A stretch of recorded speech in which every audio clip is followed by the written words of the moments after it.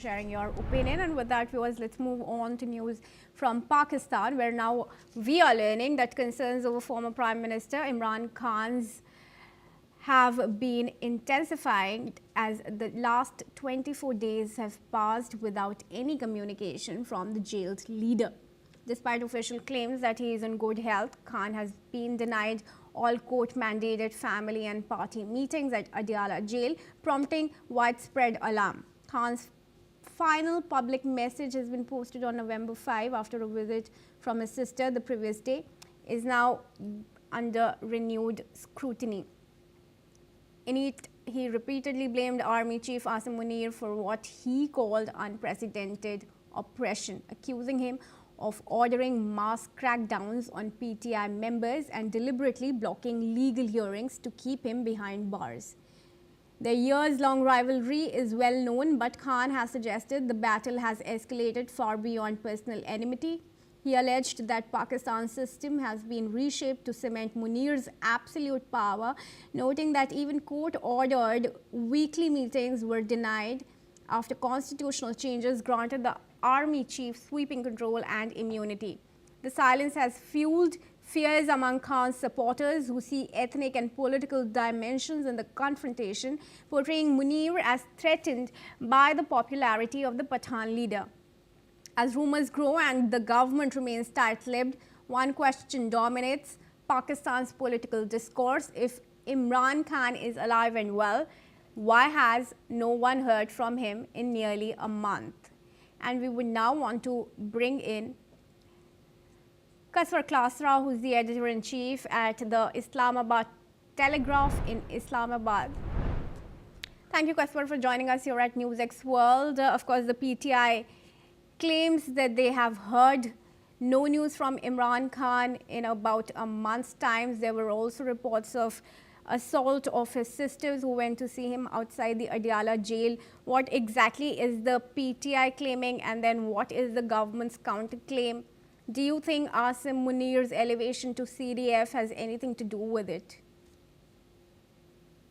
Well, thank you for having me on the show. Let me tell you that Field Marshal Asim Munir is nothing to do with it, because he's just like a disinformation. And let me give you a clear perspective, and that is, according to my sources, he is staying inside Adiala jail. He is very well like a saddle, and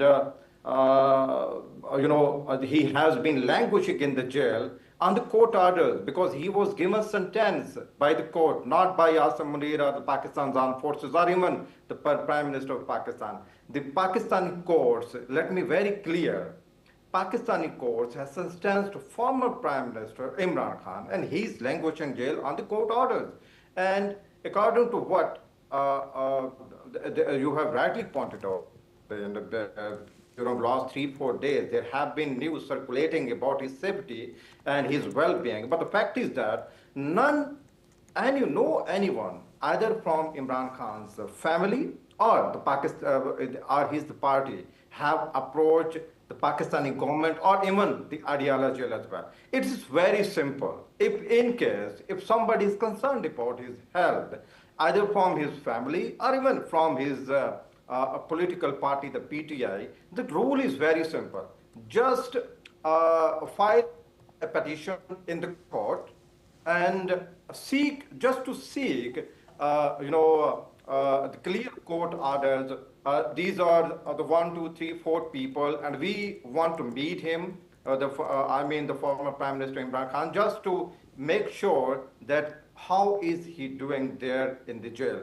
None from either from the family or from the Pakistan, from his party, the PTI, have approached the court. The facts are the fact. And well, I am giving you news. I am breaking a story, citing my sources that he is doing very well, and he has been meeting everybody, whoever get into the premises of the jail authorities. How do you confirm that, Kaswar? Sorry? How do you confirm that he's doing well? It's only the government advisors that says that, but PTI says that they're not to be trusted at all on this. Well, this is just disinformation. If PTI can speak to media, if PTI can hold demonstration outside the Adiala jail, then who is stopping them to file a petition in the court just to give clear orders that these are the few people, A, B, C, D, these are the people, and these want to meet Mr. Imran Khan, the former Prime Minister Imran Khan.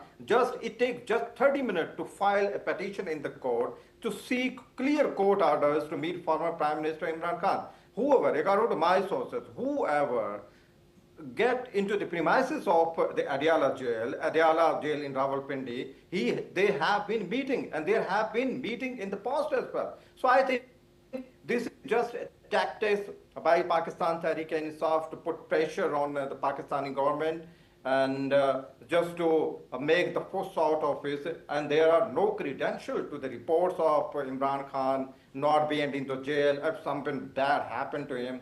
According to my sources, he's doing very well, and he has been meeting his wife once in a week.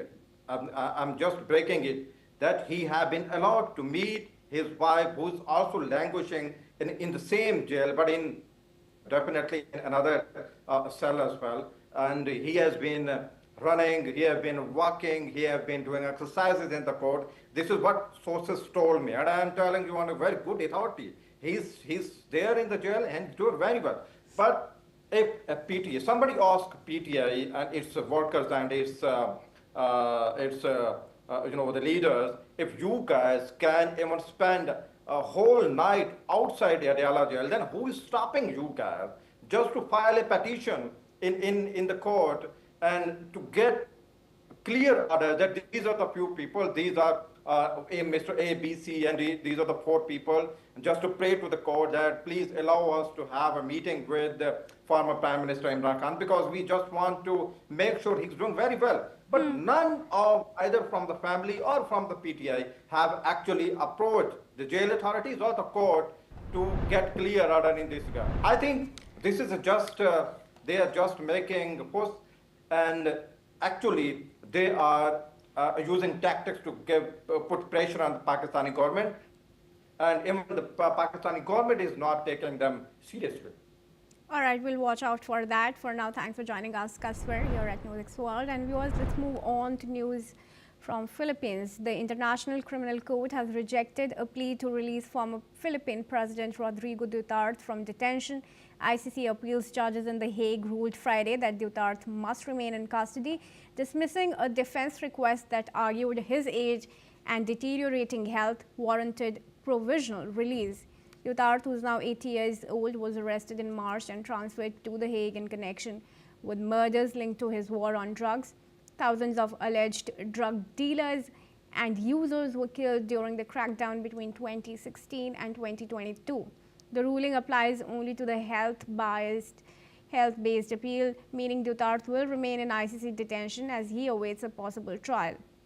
His legal team, however, has filed multiple other motions seeking to have the case thrown out entirely. They argue his arrest was unlawful and claim the court lacks jurisdiction because the Philippines withdrew from the ICC in 2019. Jim Rice, who's professor of international law, is now joining us from Philippines, and I extend him a very warm welcome. Thank you for joining us, Mr. Rice, here on NewsX World. What's next for this octogenarian former Prime Minister of Philippines? Is the ICC ruling valid, given that Philippines made an exit from ICC, and also the fact that his lawyers are to file another plea next week? Okay, thanks for having me on. Those are really great questions, and it was a really excellent introduction and background to the situation. In answer to your immediate question, I would just like to say that the treaty is very clear, and although the Philippines did withdraw from the ICC treaty, the provision of the treaty is that anything that occurs before remains in force. So in other words, the ICC has jurisdiction and had jurisdiction on anything that any crimes against humanity that was perpetrated on the people of the Philippines prior to that time. So the ICC's jurisdiction is completely accurate and justified.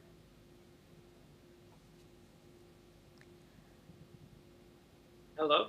All right. Well, for now, I thank you for joining us here at NewsX World. And viewers, we shift our focus to news from Sri Lanka, where authorities have deployed military troops, helicopters and navy boats to aid rescue operations after floods and landslides killed at least 56 people, with another 21 still missing. The Disaster Management Center said rainfall has intensified, with some areas receiving 360 millimeter in 24 hours. The Kilani River is expected to breach its banks near Colombo, worsening conditions.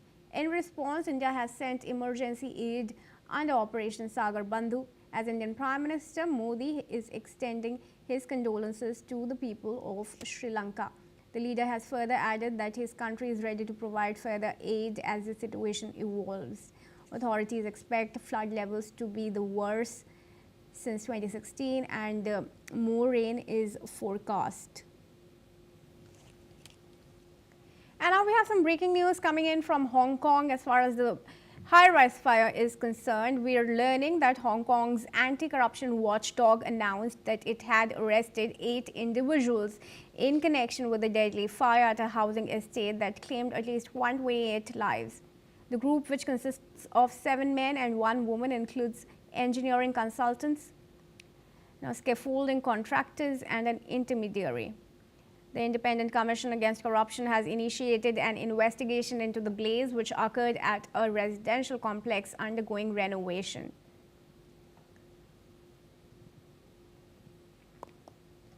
And now moving on to Indonesia, where President Prabowo Subianto has announced that his government has quickly mobilized emergency assistance to North Sumatra and West Sumatra after floods and landslides hit the provinces this week, killing more than 300 people. Speaking at a National Teachers' Day event in Jakarta, the president said that officials are coordinating with local governments to speed up relief efforts, though tough terrain and bad weather have made logistics challenging. To help, 3 Hercules transport planes and 1 A400M were deployed, bringing supplies like tents, boats, generators, medicines, and ready-to-eat meals. Medical teams were also sent to support overwhelmed clinics.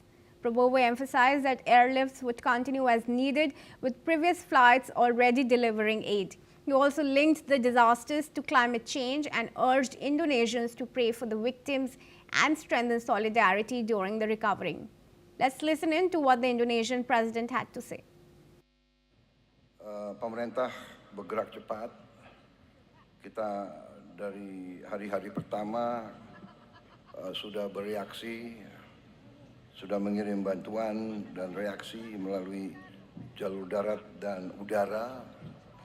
Tetapi memang kondisinya sangat berat, banyak yang terputus, cuaca juga masih tidak memungkinkan. Kadang-kadang juga helikopter dan pesawat kita sulit untuk mendarat. And that's all time we have for. Keep watching NewsX.